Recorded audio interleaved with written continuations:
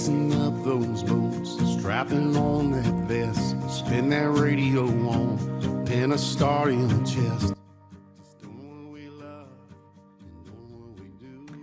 All right, let's bring in the man behind that beautiful voice right there you're hearing, Deputy Sheriff in Nashville, recording artist Chris Darlington. Thank you so much also for joining. Also with us is a man whose voice might not be as beautiful, but is still filled with a lot of passion as he fights to save Americans from drug poisonings, former Director of Special Operations for the Drug Enforcement Agency, Derek Maltz. Thank you guys so much for joining us. Chris, I have to start off with you first. What was the inspiration behind that song? I know you released it on National Law Enforcement Day. Talk to us about it. The main reason, for this song is to uplift our men and women in law enforcement today. I feel like since 2020, and I think we can all agree, we've had a lot of stuff going on, right, up until today's date. So I think that it's important to uplift the men and women in blue and get the spirits back up. That was my main focus for that song, for sure. And Derek Maltz, right now, our law enforcement needs all the support they can get. Here in New York City alone, a young father, 31 years old, he was gunned down by a career criminal. We're seeing illegals. They have weapons. And then, of course, the drug poisonings, 300 people a day. That's as if a massive jetliner crashed every single day. Yet Joe Biden, he does nothing and allows the drugs to come in, the illegals, the human traffickers, you name it. What needs to happen for this chaos to end? Lidia, thanks for having me again. I mean, you've been really supportive in this crisis. And the first thing we have to do is unite all Americans, because what we're talking about is not a red or a blue issue. It's a red, white, and blue issue. All Americans are being impacted.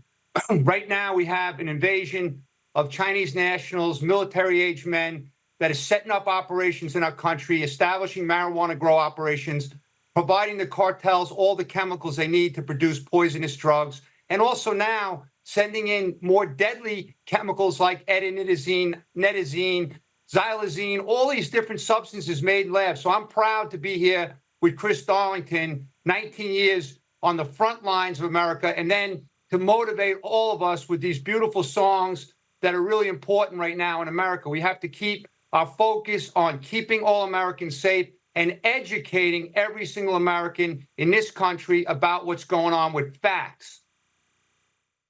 Now, Chris, you're attending a special event at Mar-a-Lago. Can you tell us about it? Well, I'm honored to attend the Border 911 event tonight at Mar-a-Lago. Definitely looking forward to it. It's not my average honky-tonk, but I'm going to do my best and put on my game face for sure. Derek, what do you think about this Border 911, event? I mean, is it a 911 emergency right now of what's going on at the border?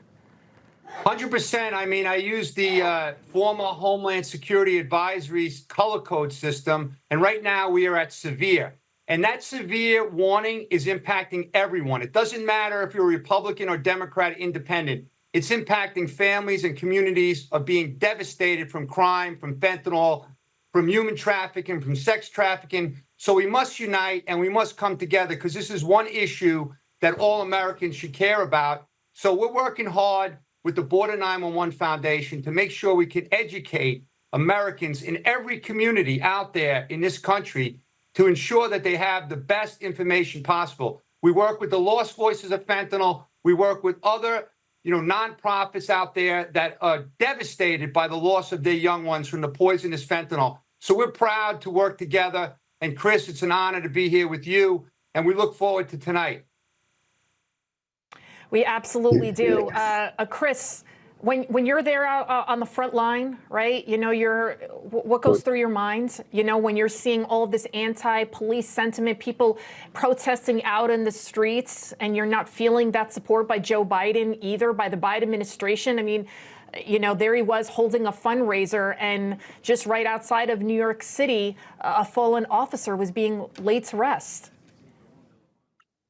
It's definitely a sad time we're in. I feel like, the perception that is portrayed on the media for law enforcement. I know a lot of cops. I've been around a lot of cops all my life, and 99% of the ones I know are great people, and I just wish that everyone else out here in the world knew that as well. But hopefully, we can spread that positive message and get some more support down the road for sure. Derek, if you watch the left-wing media, right, they say New York City is the safest big city. They cherry pick the statistics, right? We're seeing that happening. They say migrant crime, it doesn't exist. Based on your experience, based on what you've been researching, what do you think is going on? Well, number one, if we don't have border security, we'll have no country. I was in New York recently, and I refused to even stay overnight there because I couldn't believe the city that I loved for many years and what it's turned into with the homeless everywhere and the dangerous situation walking around the place at night, going into the subway. So, even Mayor Adams was very honest when he said that the crisis at the border is devastating the city of New York. They can't sustain it. The mayor in Chicago, Brandon Johnson, he's been very honest about, this is going to crush our city. We can't sustain this. It's not something we were built for. So all Americans should recognize that everyone's being impacted. I mean, you have Tren de Aragua from Venezuela. You have the MS-13, violent criminals, right? They have the motto rape, control, and kill. And they're now coming out of El Salvador because their president is holding them accountable and putting them in terror prisons. So they're leaving these countries to come here because they take advantage of the weakness of, our security situation. We're being overwhelmed. Our Border Patrol morale has gone down, but they're standing the line. They're holding the line. So Chris's music helps motivate all of us. I listen to the music every day. He's got another song, Before Our Great Country Is Gone. So listen to the words, listen to the song, follow Chris, follow Border 911 Foundation, and we appreciate all your support, Lidia. All right, guys, I thank you so much for everything that you do for this country. I have a daughter, 7 years old, and it's all for the kids, for the young people. You want to leave it a better place. Thank you so much for joining us. Thank you. Lydia, thanks so much.